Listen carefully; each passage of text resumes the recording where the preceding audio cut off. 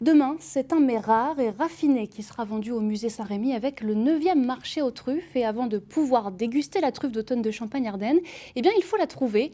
Marjorie Lemeur et Isabelle Griffon ont suivi pour nous le travail d'un trufficulteur. Ça y est, elle en a trouvé une. Ah, elle est là. Ah oui, tu me la donnes? Dans ce lieu tenu secret, Jean-Luc et son chien entament les premières récoltes d'un champignon d'exception, la truffe d'automne de Champagne-Ardenne. Au début, elle n'est pas trop colorée, elle est un petit peu café au lait, elle n'est pas suffisamment mûre. Et quand elle va être bien mûre, la truffe sera couleur chocolat. Et plus elle va être foncée, meilleure elle sera, plus les arômes seront puissants. Une truffe avec, parfois, quelques défauts. Alors bon, on a la griffe du chien qui l'a abîmée un petit peu, mais ça c'est très fréquent. Mais un chien avec des facultés uniques, indispensables.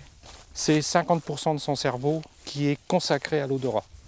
L'homme, c'est 8 à 10%. Donc vous voyez la différence. En quelques secondes, elle a pris les odeurs, elle les connaît.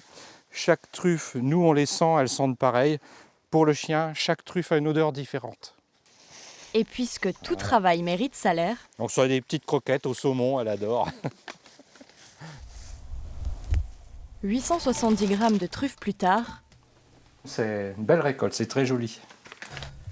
passage à une étape essentielle, le nettoyage. On ne peut pas vendre une truffe qui est pleine de terre, que la personne va nettoyer et puis elle peut tomber sur une limace ou des choses comme ça. Après le séchage, le canifage, une petite entaille au couteau pour contrôler la qualité. On va voir exactement la marbrure et puis la belle couleur chocolat. Ça permet aussi de voir l'état de maturité de la truffe. Ici, elle se savoure dans un fromage après 2 jours d'infusion. De la récolte à l'assiette, la truffe sait se faire désirer et reste un mets d'exception.